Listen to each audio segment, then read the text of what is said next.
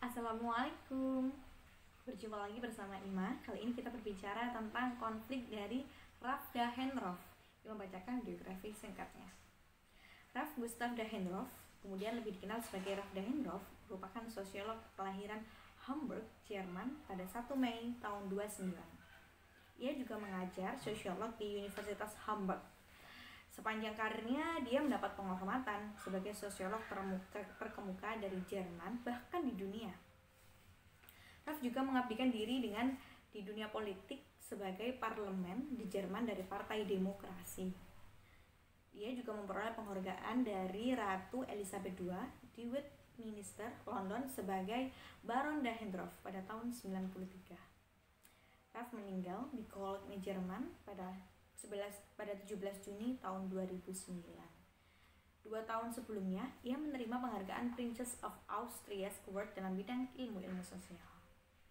Kita juga berbicara kepada faksun teori sebelumnya, yaitu tentang teori struktural fungsionalisme, di mana masyarakat itu dianggap stabil, kemudian seimbang. Tapi Raff Dahenhoff kurang sepakat karena ia menganggap bahwasanya sebuah sistem itu juga terdapat pertentangan bahkan tekanan-tekanan di dalamnya.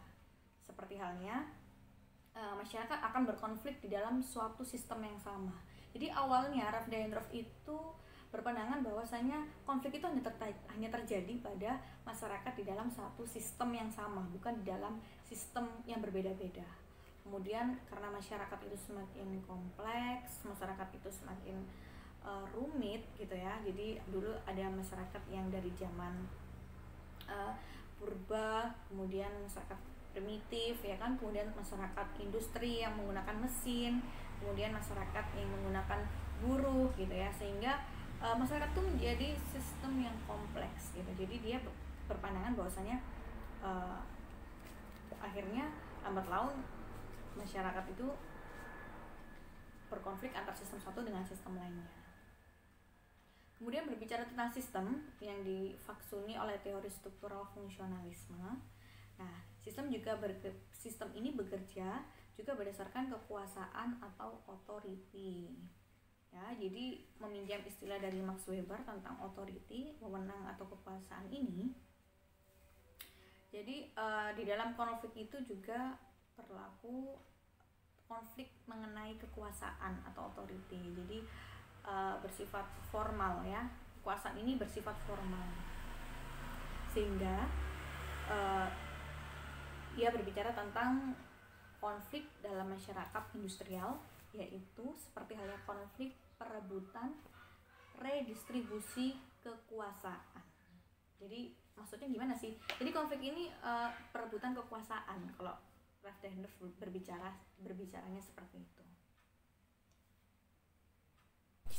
Nah, Raff Dahenhoff konflik ini juga melahirkan dua kelas karena ia berangkat dari Marxisme atau kapitalisme di masyarakat industri pada saat itu.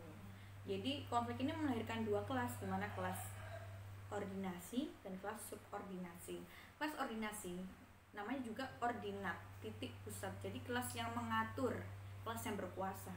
Kemudian kelas subordinasi, namanya sub, bagian dari ordinat. Jadi bagian dari yang diatur, bagian dari yang mengatur. Jadi dia yang kelompok yang diatur. Jadi melahirkan dua kelas yang berbeda. Nah, karena pada dasarnya kita kemarin belajar tentang konflik, itu merupakan salah satunya adalah adanya kepentingan individu, kemudian melahirkan kepentingan kelompok yang menghasilkan konflik berkepanjangan. Nah, di Raff Dahenhoff ini dijelaskan bahwasanya kepentingan itu ada dua, yaitu kepentingan semu dan kepentingan nyata. Kalau kepentingan semu itu kepentingan yang berlahir dari diri individu. Individu itu merasa kayak, oh ada yang nggak beres nih, aku diperlakukan seperti ini ya. Kenapa ya aku diperlakukan seperti ini? Itu kepentingan individu akhirnya seperti itu. Aku harus seperti ini nih ya. Kepentingan individu-individu itu yang kemudian terorganisir menjadi kepentingan nyata. Jadi kepentingan itu akhirnya bersama-sama dengan orang banyak atau sekelompok orang banyak, yang kemudian menjadi sebuah revolusi atau perjuangan besar-besaran. Nah, kepentingan dari kelompok ini itu juga ada hubungannya dengan kelompok. Jadi di sini awalnya ada kelompok, ada dua kelompok, yaitu kelompok semu dan kelompok kepentingan. Kata Ralph Dahrendorf seperti itu. Jadi kalau kelompok semu itu kelompok yang belum terorganisasi. Jadi yang seperti saya ceritakan tadi, kelompok semu itu dia itu seperti bayangan gitu ya, masih. Jadi terdapat kelompok-kelompok itu yang masih berundel di dalam hatinya sendiri. Kenapa aku diperlakukan seperti ini? Hello, kok seperti ini ya, aku diperlakukan oleh atasanku atau diperlakukan oleh seseorang. Jadi dia masih terbayang-bayang gitu. Kemudian kelompok semu ini menjadi kelompok kepentingan yang terorganisasi, yang memiliki struktur. Di dalamnya ada ketua, ada sekretaris, bendahara, misalnya seperti itu. Jadi kelompok ini akhirnya terwakili dengan wadah menjadi suatu kelompok kepentingan yang terorganisasi. Nah, syarat awalnya terdapat kelompok semu itu setidaknya menurut Ralph Dahrendorf terdapat 6 ciri-ciri kelompok semu yang awalnya, yaitu memiliki sebuah inti permasalahan, kemudian personal, terdapat orang-orang di dalamnya yang sadar akan ketidakadilan mungkin atau ketidakaturan gitu.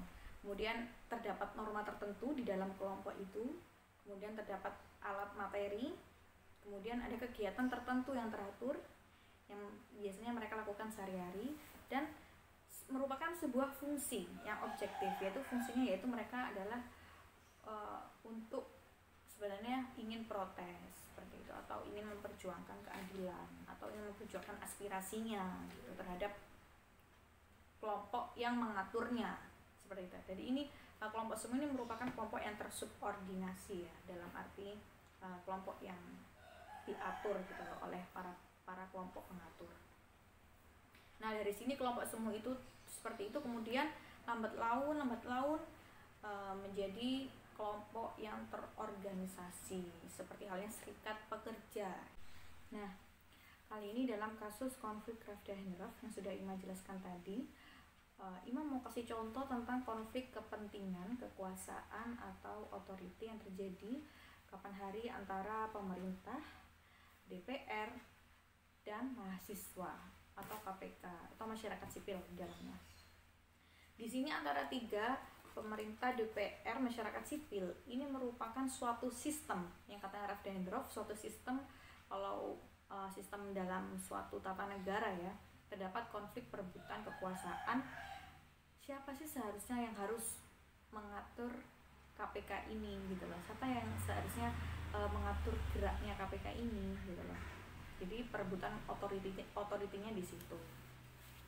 Nah, dengan adanya munculnya usulan dari DPR dan pemerintah yang mengusulkan adanya dewan pengawas untuk KPK, itu kemudian tidak hampir oleh masyarakat sipil, tidak disetujui atau ditolak gitu ya, seperti halnya mahasiswa, kemudian KPK itu sendiri, dan juga rakyat biasa dan organisasi-organisasi lainnya, karena dirasa seperti ICW juga. Nah, ini mereka menganggap bahwasanya KPK ini nantinya seperti apa otoritasnya. Apabila ada dewan pengawas, maka geraknya tidak seluas yang sebelumnya seperti itu. Jadi di sini jelas sekali ada perebutan wewenang atau kekuasaan untuk siapa sih seharusnya yang berwenang atas KPK ini gitu loh. Padahal KPK ini adalah merupakan salah satu lembaga independen yang ada di bawah naungan pemerintah seperti itu. Dan di sini terlihat sekali mana yang kelompok semu dan mana yang kelompok nyata. Yang kelompok semu yaitu awalnya terdapat dari KPK sendiri yang melakukan pemrotesan, kemudian diikuti oleh sejumlah kalangan mahasiswa di berbagai seluruh Indonesia. Kemudian juga masyarakat yang lainnya juga ikut turut serta mendukung atas gerakan revolusi ini seperti itu. Dan akhirnya dari situ Nantinya diharapkan munculnya redistribusi kekuasaan atau perubahan sosial yang ada, seperti itu. Itulah contoh dari konflik yang disebut struktural oleh Ralph Dahrendorf.